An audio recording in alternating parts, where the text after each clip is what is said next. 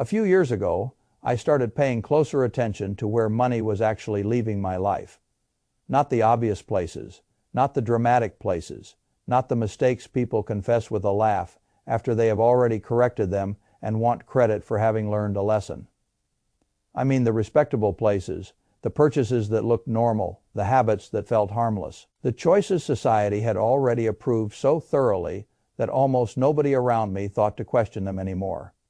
That was the part that interested me most, because if you study money long enough, you begin to notice a pattern that has nothing to do with intelligence. A great deal of waste does not come from wild recklessness. It comes from accepted behavior. It comes from things people do because everyone they know does them, because banks profit from them, because advertisers polish them into rituals, and because challenging them requires a kind of emotional independence. Most people never practice. I have always thought money was more revealing than impressive. Money reveals what a person values, what he fears, what he copies, what he excuses, and what he refuses to look at directly. It also reveals whether he understands the difference between spending that strengthens life and spending that quietly weakens it. That difference matters more than most people realize. I am not interested in telling anyone never to enjoy life. I do not admire joyless financial Puritans. I do not think virtue lies in buying the smallest possible coffee, turning every dinner into an ethics seminar, and treating pleasure as moral weakness. Money is a tool. A good tool should help build a good life. That includes comfort, beauty, memories, convenience, and some room for delight. The trouble begins when people stop asking what a purchase actually does. Does it solve a problem? Does it deepen life? Does it make the structure stronger? Or does it simply satisfy a moment while leaving behind a cost that keeps collecting long after the feeling has disappeared? That is the real question. The world does not teach people to think this way. It teaches them to think in categories that flatter the seller. Normal, premium, sensible, safe, bestseller, recommended, limited, traditional, essential, worth it. Those words are not analysis. They are sales language. A person who confuses sales language with financial judgment will spend a lot of his future without realizing it. That is why I keep coming back to 8 categories of waste. Not because these are the only mistakes, because they are so ordinary, so socially protected, and so widely repeated that they quietly drain astonishing amounts of capital while still letting the buyer feel mature, responsible, or even wise. The first waste is buying cheap. This sounds strange at first because the public treats cheapness as a synonym for prudence. That is one of the oldest confusions in personal finance. Price and cost are not the same thing. A cheap item can have a low price and a very high cost. A cheap chair can cost your back. A cheap pair of shoes can cost your comfort every day you wear them. A cheap suitcase can cost you an airport disaster. A cheap pen can cost you repeated replacement. A cheap shirt can cost you disappointment every time you wash it. A cheap tool can cost you hours of frustration and bad work. The register price is not the decision. The total burden of the thing is the decision. I learned long ago that a great many purchases should be judged by frequency of use and quality of consequence. If I use something every day, if it touches my body, supports my work, affects my sleep, protects my time, or shapes the quality of a repeated part of my life, then cheapness can become one of the most expensive instincts I have. And cheap buying produces a second cost people rarely talk about. They keep the bad object. Not because it is useful, because they paid for it.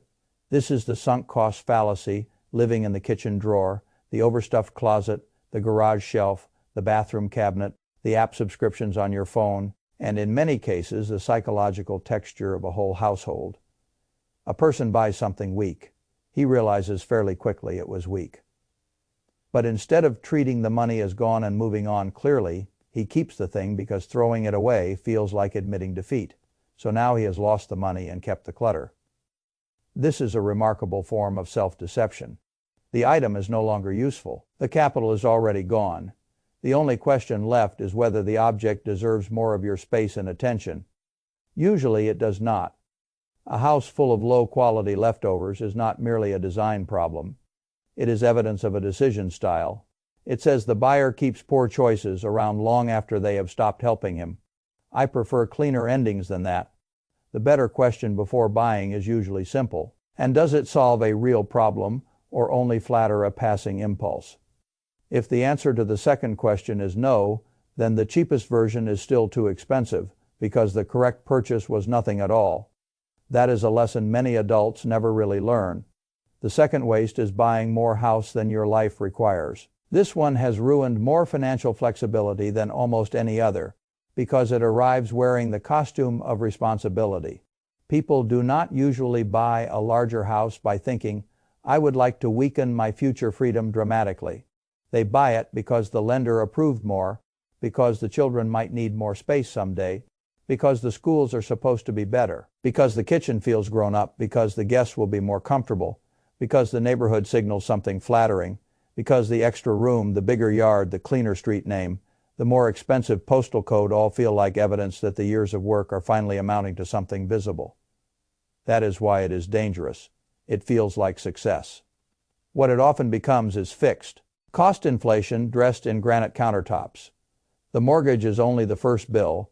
Then come the higher property taxes, the larger utility bills, the bigger furnishing demands, the maintenance that scales with the square footage, the roof that costs more when it fails, the rooms that become storage for things you never would have bought in a smaller house, the landscaping, the repairs, the subtle pressure to make the bigger house worthy of its own price.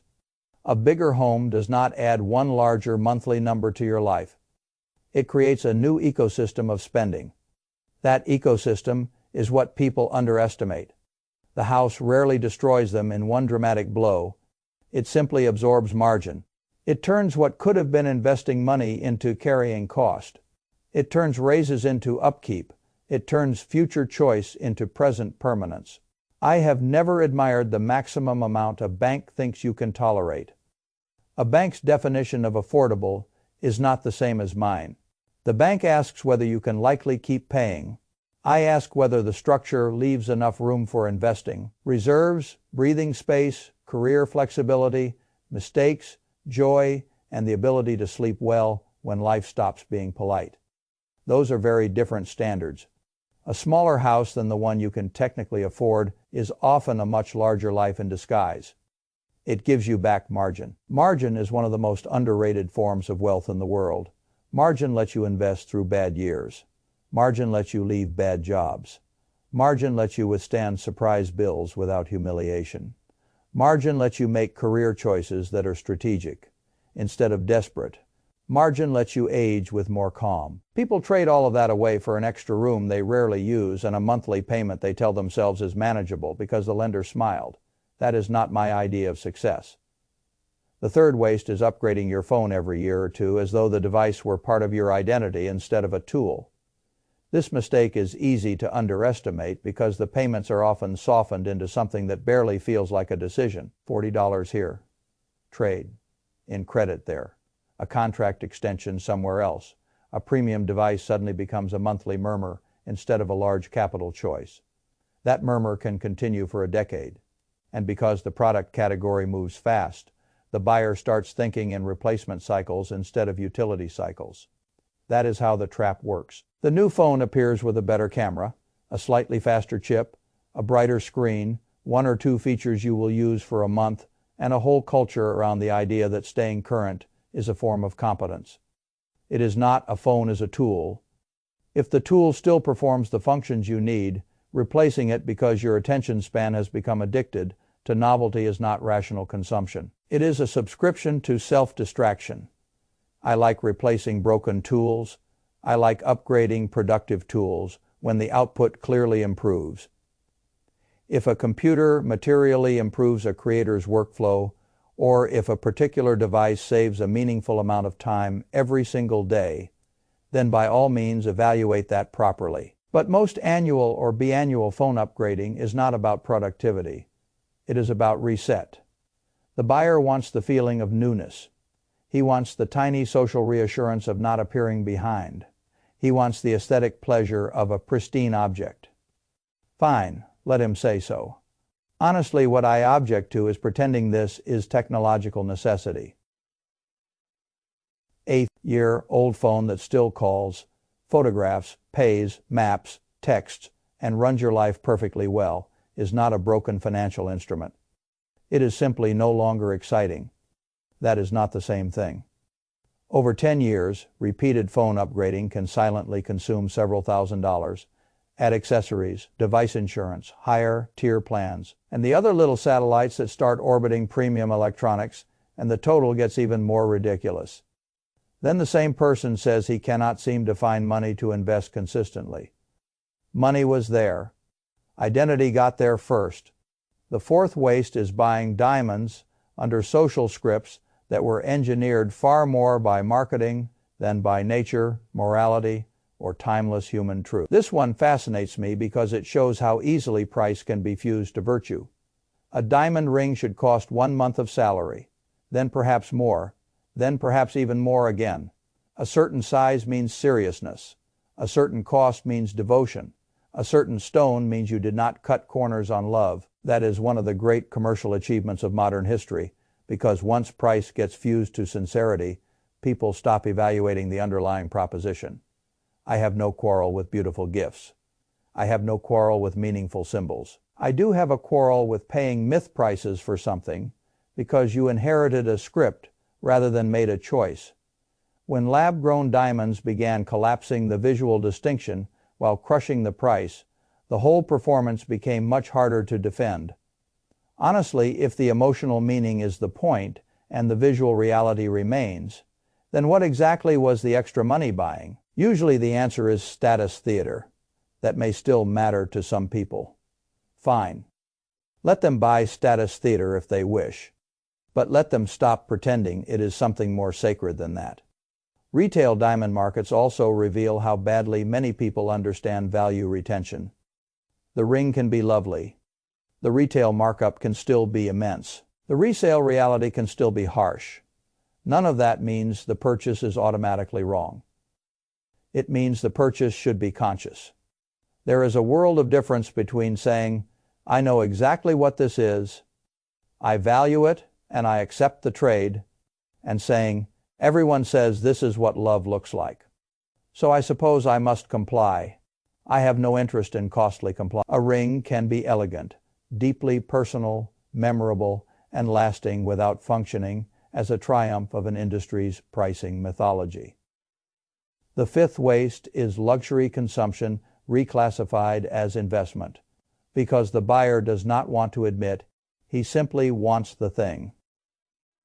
This is extremely common among intelligent people because it flatters them. They are not spending, they are allocating, they are not indulging, they are investing in quality, they are not buying a pleasure object, they are buying something that will last perhaps, but words matter. If the object will not reasonably generate income, appreciate with a credible basis, or materially strengthen your earning power in a measurable way, then it is probably not an investment. It may still be wonderful. It may still be worth buying.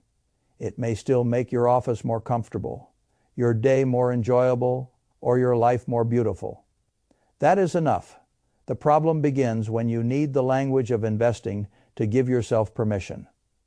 A luxury chair is not suddenly a capital asset because it has good reviews. A designer bag is not a portfolio holding because certain corners of the internet speak about scarcity.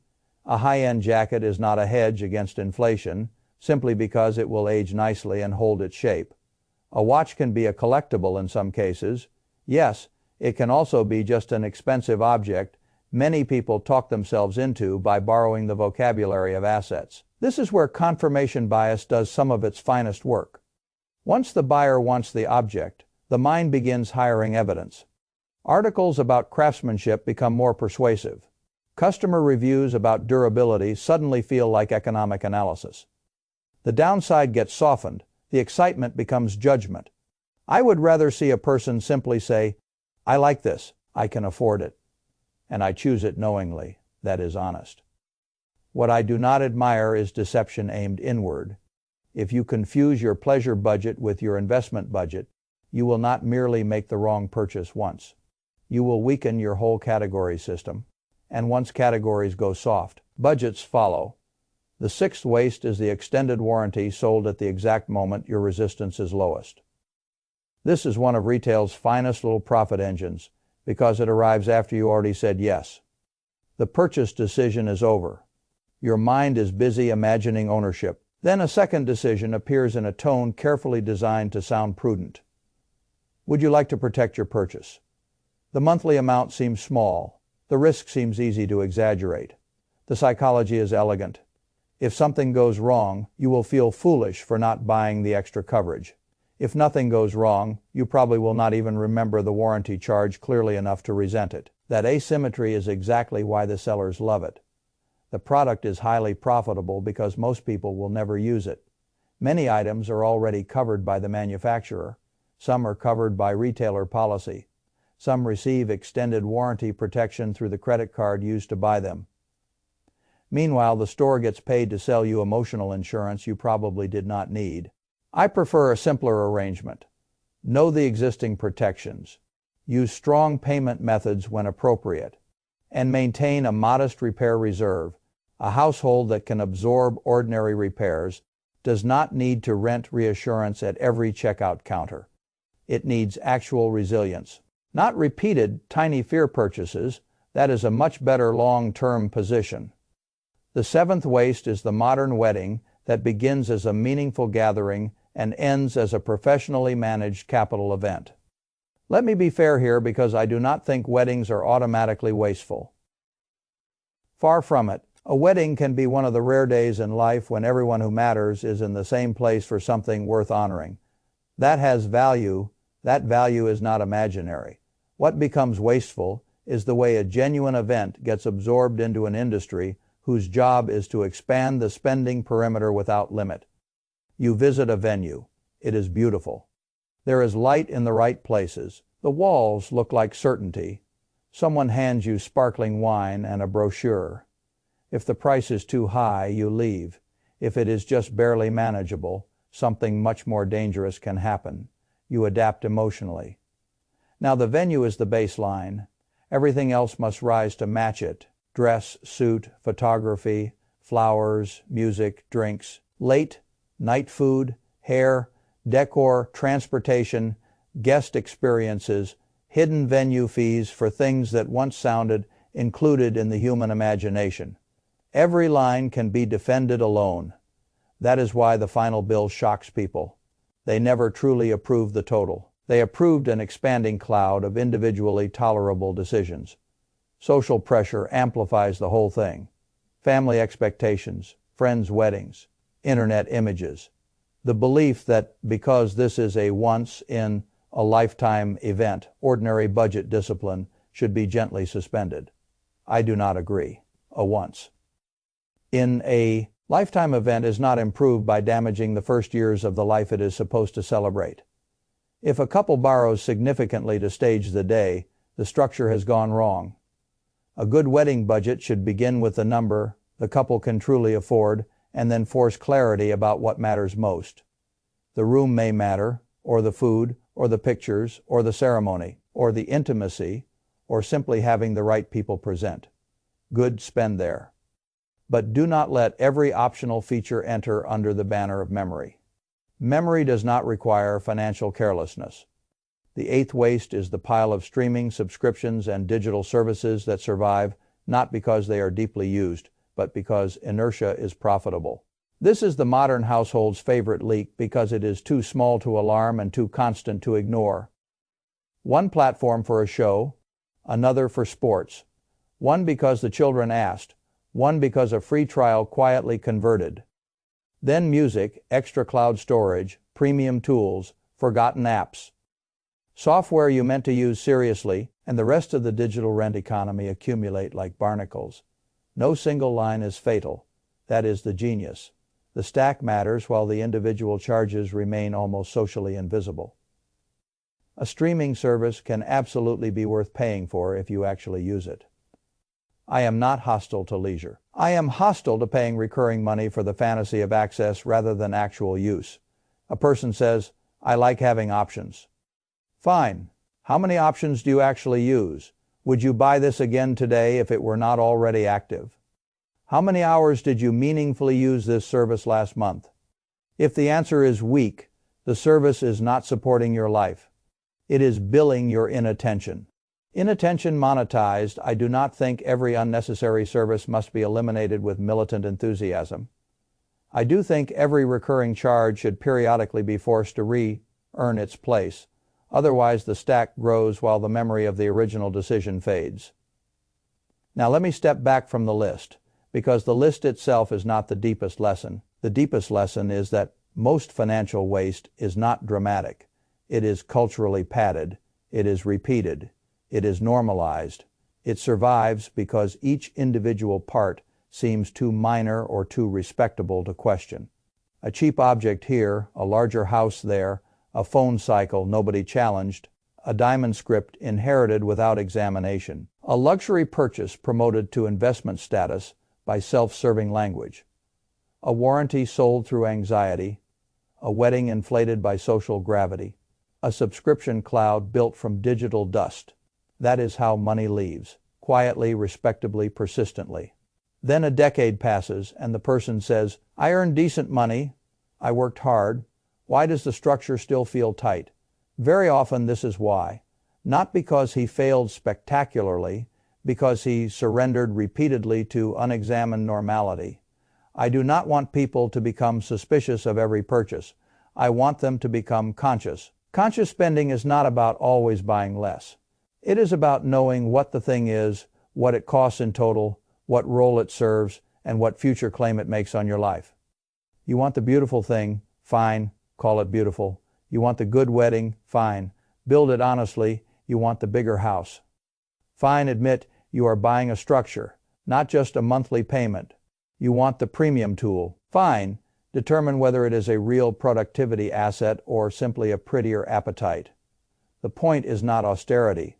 The point is structure. A strong structure allows a lot of pleasure. A weak structure turns normal life into a sequence of avoidable taxes. That is what I want people to escape. Not beauty, not comfort, not delight. Drift. Drift is expensive. Drift means society, retailers, lenders, advertisers, and other people's expectations make decisions for you while you remain busy telling yourself that nothing major is happening. Something major is happening. Your future is being allocated. I would rather allocate it myself. That has always seemed to me the more adult arrangement. And if you examine these 8 categories carefully enough, you will notice something comforting. You do not need a dramatic raise, a secret investment, or a perfect market cycle to improve your financial life meaningfully. You often need clearer seeing, clearer categories, cleaner endings, more honest language, and enough independence to stop treating normal as sacred. That is what saves money. Not penny, pinching for sport thought. Thought saves more money than shame ever will. I trust thought much more. And that is why I keep coming back to these ordinary wastes. Because the ordinary wastes are the ones that shape ordinary lives. Correct enough of them, and the entire structure becomes calmer. Ignore them, and even a respectable income can quietly finance a very expensive prison. I have no interest in that kind of prison. I prefer a life where money is aimed well enough that it strengthens what matters and starves what does not. That is the only kind of thrift I have ever really admired.